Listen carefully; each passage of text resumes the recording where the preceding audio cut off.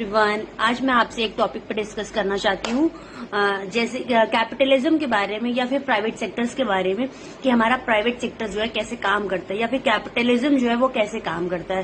Capitalism में हमारे दो वर्ग होते हैं, एक होता है पूंजीवाद, एक होता है पूंजीपति और एक होता है सर्वहारा।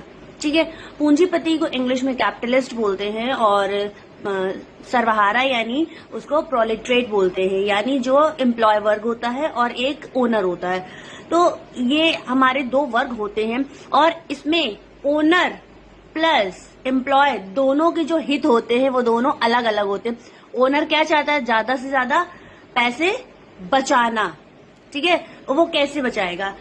कैपिटलिज्म का जो मॉडल है वो इस तरीके से काम करता है कि जैसे जो हमारे फिक्स एसेट्स होते हैं उसमें से पैसा आप नहीं निकाल सकते हो।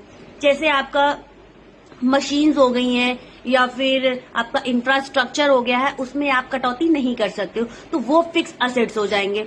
तो उसमें हम कटौती करके हम प्रॉफिट नहीं कमा सकते हैं। हम कहाँ से प्रॉफिट कमाएंगे? हम जो हमारा एम्प्लॉय होगा या जो लेबर होगा उसकी सैलरी से हम पैसा काटते हैं और उससे ही ओनर को प्रॉफिट जो होता है वो उसका प्रॉफिट मिलता है। जैसे जो लेबर की जो चार्ज होता है, जैसे कि उसको चार्ज दिया जा रहा है, एक दिन का 700 रुपए दिया जा रहा है। ठीक है, तो ये जो एक दिन का 700 रुपए दिया जा रहा है वो वास्तव में एक दिन का 700 रुपए नहीं है, उससे आधे टाइम का 700 रुपए होना चाहिए, यानी उसका पर डे का 1400 रुपए होना चाहिए। लेकिन वो क्या कहते हैं कि आपका पर डे का 700 रुपए है। अब इसमें से उन्होंने आधा निकाल लिया, तो ये ऐसे ही प्रॉफिट हर डे हर दिन से कमाएंगे, तो उनका मंथली प्रॉफिट एक व्यक्ति से ऐसे ही होता है। अब उनके साथ जितने भी एम्प्लॉय होंगे वो सबके साथ ऐसा ही करेंगे। तो ये सैलरी जो उनकी कटती है उससे वो क्या करते हैं? प्रॉफिट कमाते हैं और फिर उसी प्रॉफिट को अपने दूसरे बिजनेस में या फिर उसी में ही और इन्वेस्ट करते हैं। जो री इन्वेस्ट का कॉन्सेप्ट है वो यहीं से ही आता है।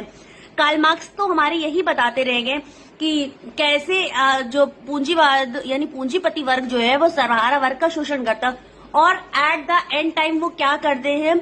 अगर कोई भी एम्प्लॉय या फिर कोई भी मजदूर जो होता है वो अपनी चीजें छोड़कर जाता है किसी भी परिस्थितियों में, या कोई भी उसके साथ अच्छा एनवायरमेंट नहीं हो रहा है, वो रिजाइन कर रहा है या फिर वो तत्काल छोड़ के जा रहा है, तो क्या करते हैं ये लोग?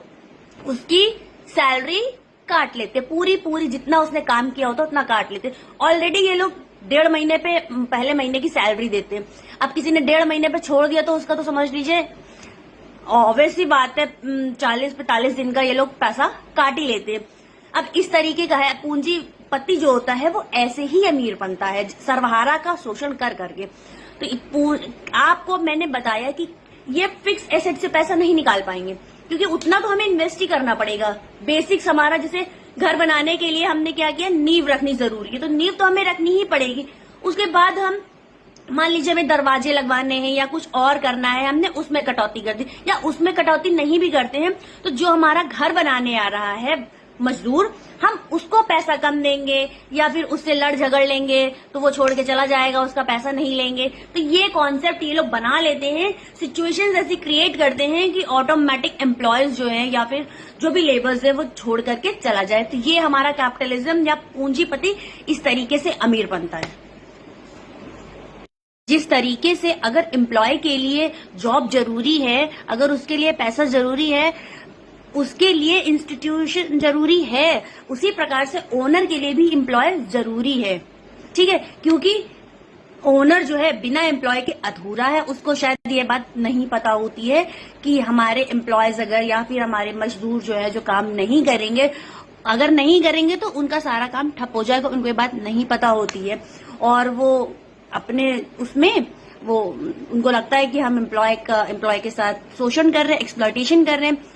जो हमारा ओनर वर्ग होता है या फिर कैपिटलिस्ट वर्ग जो होता है वो हमेशा ऑलवेज वो प्रोलेटरेट का हमेशा एक्सप्लॉयटेशन करता है। एक्सप्लॉयटेशन कर करके ही जब सर्वहारा वर्ग में चेतना आ जाती है अपने अधिकारों के लिए कि ये मेरे साथ शोषण कर रहा है, तब जाकर के वो धरने पर बैठता है। यानी वो अपने अधिकारों की मांग करता है कि मेरे साथ गलत हो रहा, मैं यहाँ काम नहीं करूंगा, या फिर ऐसी ऐसी सिचुएशंस हैं। तो जैसे एम्प्लॉयज के लिए इंस्टीट्यूशन जरूरी है, उसी प्रकार से ओनर के लिए भी एम्प्लॉयज जरूरी है।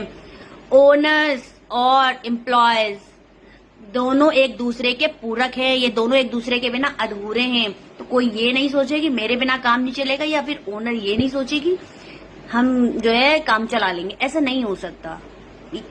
दो वर्ग जो बनाए गए हैं वो भाई एक सिक्के के दो पहलू हैं, दोनों एक दूसरे के बिना अधूरी है।